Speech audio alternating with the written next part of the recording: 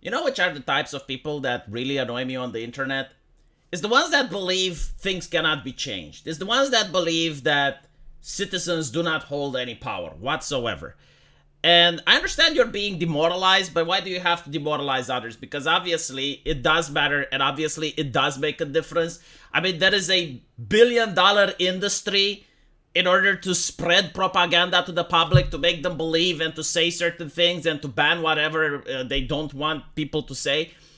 If it didn't matter what people believed, and if it really didn't matter how people voted, why would they spend even a single dollar on that? Like, do you think these people are mentally deficient and they do not understand how the world works? Like, they are just wasting their money in order to push ideology onto the masses when it doesn't really matter how they vote regardless? And this is, a conversation that I had last week with people where they were like, well, it doesn't really matter. Like, why are we talking about this? No one cares. And, of course, my channel has me with a squeaky voice in a way that's not very presentable, right? I don't wear a suit. I wear the same shirt that I have in my house. The background of my studio isn't that impressive, and all of these things matter to a certain degree, especially when I stutter as I speak.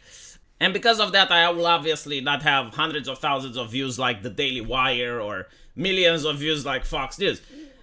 But at the end of the day, I do believe that I am giving people some arguments that they can use in day-to-day conversations, and these arguments eventually add up and they seem to be effective. Because here you have Larry Fink, one of the most powerful people in the world, the head of BlackRock, in a highly effective way, which pushed to create culture and manipulate how people think about the world. He is now backtracking. And why is he backtracking? Specifically because people are talking about it. Now, I do not think that ESGs are going to go away anytime soon. Eventually, hopefully, they will go away. But right now, he realizes that the public opinion is against them. He does not want to be in the public spotlight. And because of that, he is now, quote unquote, ashamed to be part of the ESG political debate, which is what he should, by the way, in a democracy, where you notice that the overwhelming amount of people, or at least half the country, is against the business practices that you do, where you're just supposed to make sure that their pension fund is being taken care of and you invest the money properly. That's your job. You're not supposed to try to influence culture. That's what politicians are supposed to do. Yeah, you should be ashamed when you're being caught with your hand in the cookie jar. I completely agree. So BlackRock CEO Larry Fink says he's no longer going to use the term ESG because it has been politically weaponized and he's ashamed to be part of the debate on this issue. It's very interesting because the S from ESG stands for social. So in other words, if a corporation is mired in a public scandal, it would lower the social score.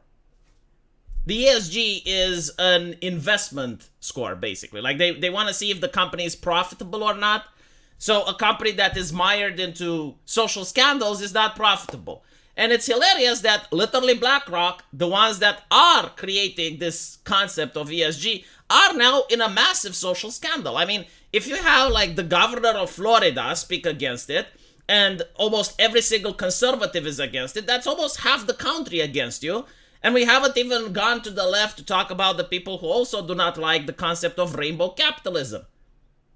And ESG in itself is a ridiculous concept. I mean, if you have a corporation that makes tobacco, so it makes cigarettes, and it has a higher ESG score than Tesla, which is a company that makes electric cars, and the only reason is because the cigarette company is making commercial advertising LGBT issues while the electric car doesn't, well, clearly the score in itself is bullshit. So yeah, I definitely agree, Larry Fink. You should be ashamed of it regardless of how you look at it. You should be ashamed of it, number one, that you even came up with it and you're trying to manipulate culture in a way that fits your worldview when you're, as I mentioned before, just supposed to make sure that people have a pension when they retire. And secondly, you should be ashamed that it's not even working. Like, it's absolutely ridiculous. Clearly, a cigarette company is worse for the environment and has a lot more social scandals than a company which makes electric cars. So as you can see, this individual has key decisions into how BlackRock manages $9.2 trillion, which are not even, well, theoretically, shouldn't even be his money. It's the money of the people, which deposit them in order to have an easy retirement. The BlackRock bullish outlook on responsible environmental, social, and governance investing is being blasted by conservatives as well as capitalism, and has drawn boycotts from Florida and Texas. Fink has been a major proponent of factoring climate change risk in investing strategies and corporate leadership. Not only that, isn't he or someone else from BlackRock caught on tape saying that you have to force behaviors into people? Like, is this the job of a banker, to force behaviors into people? No, you should make sure that the money you're investing in some company is going to be profitable, and that's it. Like, you're just supposed to manage people's money. You're not supposed to force behavior. You're not mommy. You're not daddy. You're not the nanny. You're not the police. So apparently when I write these investment letters, it was never meant to be a political statement of bullshit. How can it not be a political statement? Like, the ESG in and of itself is left-leaning. Right? Like, you just cannot separate this from politics. Not to mention, it's 2023. I mean, everything is political nowadays, right? How can it not be political? They were written to identify long-term issues to our long-term investors. Yeah, if that was the case, go woke, go broke wouldn't be a thing, right? The only reason that most corporations aren't broke now is because they keep getting investor money. So they put out a video game that's really bad, no one buys it, and then they ask for more investor money. That's pretty much why many of the entertainment companies have completely abandoned the consumer, and they don't really care about the consumer, they only care about the investors.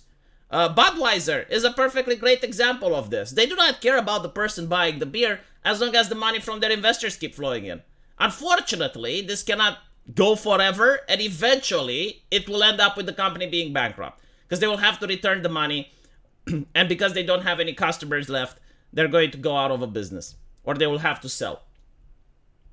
So anyway, I never said I was ashamed of. He said incorrectly. I'm not ashamed. I do believe in conscientious capitalism. Yeah, but see, this is the problem. This is where the politics come in. What if I don't believe in conscientious capitalism? What if I believe in Milton Friedman's dream? What if I believe in freedom and liberty? And I do not agree with your version of conscientious capitalism. How can I vote this guy out? How can you say that, yeah, like what he is doing is not okay? Right? So he is unelected, and yet he's trying to push this concept of conscientious capitalism that half the nation doesn't agree with. Do you see the problem? Do you see why people are upset? I'm not going to use the word ESG because it's being misused by the far left and the far right. Oh my God, he's a centrist. We've talked about decarbonization. We talk about governance or social issue, if that's something we need to address. Yeah, like 60 years ago, you'd have been talking about acid rain. You know, like 50 years ago, you'd be talking about the hole in the ozone layer. Like, just shut the fuck up and let politicians talk about these things. Let me know what you guys think, and as usual, I will see you in the comment section. Take care.